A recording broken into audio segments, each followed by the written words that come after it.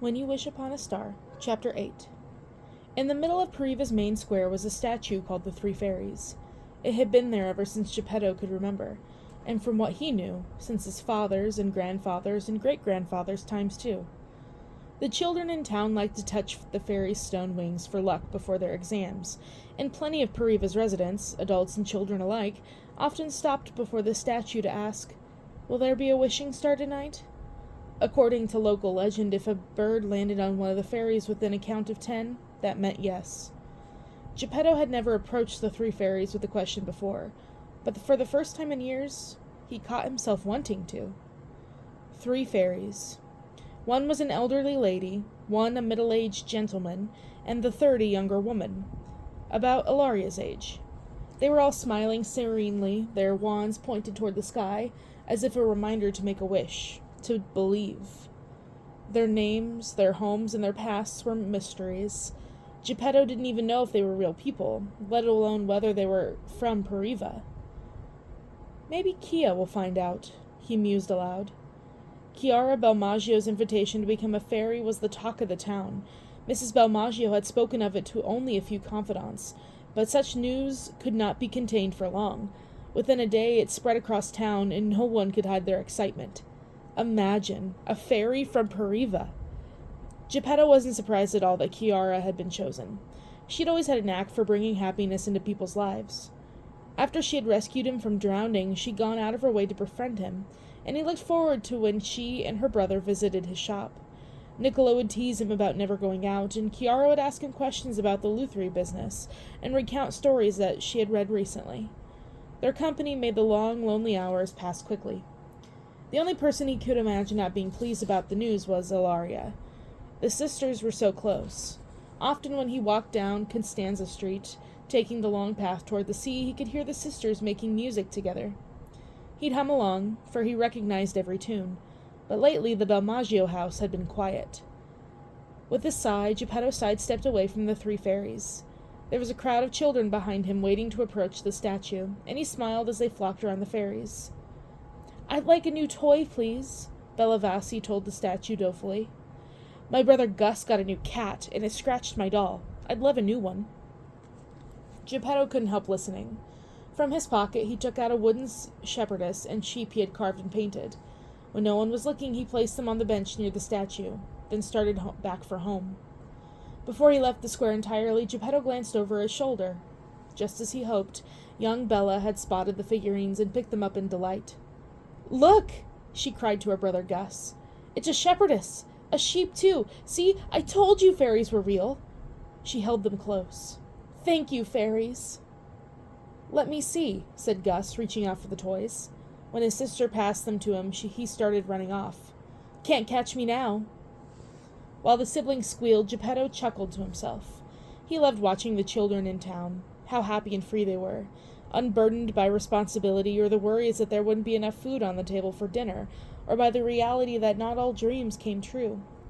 He knew this wasn't true for all of them, but at least when they played together in the park, they seemed happy. He missed that carefree joy, and he couldn't remember the last time he'd laughed. Really laughed. He'd grown up without brothers or sisters, and he'd always wished for someone to call his dearest friend, or at least someone other than his distant father to keep him company. But finances were tight, and there was work and cooking to be done, so Papa insisted he come home straight after school instead of getting to know his classmates, like Niccolo Belmaggio. By the time Geppetto's work was done, the hour was late, so he passed his precious spare minutes before bed whittling toys out of spare wood for the village children. But even that displeased his papa. "That wood's for making violins," Papa said crossly, "not for carving silly trinkets." "The piece is too small to make any parts," reasoned Geppetto. "It's just a toy, Papa. The children are so happy when they find my toys around Pariva. They make the funniest stories with their imagination. Matilda pretended the wooden cow could jump to the moon." "Imagination doesn't feed the belly," his father cut him off. "You want to talk about children? When I was half your size, I was already earning my keep in the house. Now, if I catch you wasting firewood to make useless baubles, you'll go without dinner, understood?" Geppetto gulped. "Yes, sir." Mr. Tommaso was a stern parent, but Geppetto didn't resent him. After all, it was thanks to his father's training he was able to craft the toys he loved to make. However he could, he saw to it that the children of Pariva had toys to play with, that they could be happy. And maybe one day, his own child might be happy. Geppetto slowed in his step, trying to bury the secret longing that rose in him. His wish that one day he might have children of his own. He'd raise them differently than his father had raised him. Oh, he knew his father was strict because he wanted the best for him, and that it had been difficult to raise Geppetto alone after his mother had died. But a childhood needed love to bloom, and Geppetto would have so much love to give. "Geppetto! Geppetto!" cried a young voice behind him. It was Bellavacchi. "Did you make this?" She held up the wooden shepherdess and sheep. Geppetto couldn't lie. "Yes." "You left them for me to find, didn't you?" The girl's eyes rounded with gratitude. "Thank you, Mr. Geppetto. I thought it was from the fairies at first, but that you made it, it's even better. Thank you." Geppetto was tongue-tied, and before he could think of anything to say, Bella had made a shy curtsy and ran off to join her brother.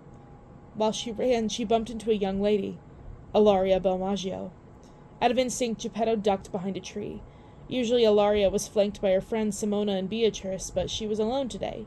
She approached the three fairies, and Geppetto wished he had the courage to say hello. "Why, hello, Ilaria," he'd imagined greeting her 1,000 times. "What brings you here? Are you looking out for a wishing star?" "Yes, Geppetto." It wasn't couth to ask anyone what they wished for, but in Geppetto's daydreams, Ilaria always told him, "I've been wishing to become a singer. Chiara and I have been practicing for ages. One day I want us to put on a concert for all of Pariva, maybe even start a music school." And Geppetto would compliment her on what a wonderful idea that was, and they would stroll together for the rest of the afternoon, chatting about their favorite songs and all the wonderful emotions that music made them feel. But in reality, Ilaria barely even stopped in front of the statue. She passed it without so much as a glance and headed towards Mrs. Toppa's hat shop. How sad she looked. She tried to hide it, but her steps had a heaviness about them, and her hands no longer conducted an imaginary song as she walked.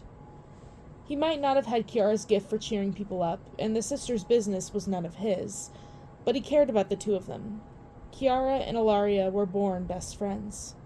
If there was anything he could do to cheer Ilaria up and help the two sisters reconcile, he had to try.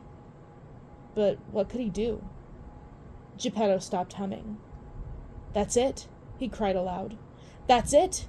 He hurried home, his steps light from the joy of a brilliant idea.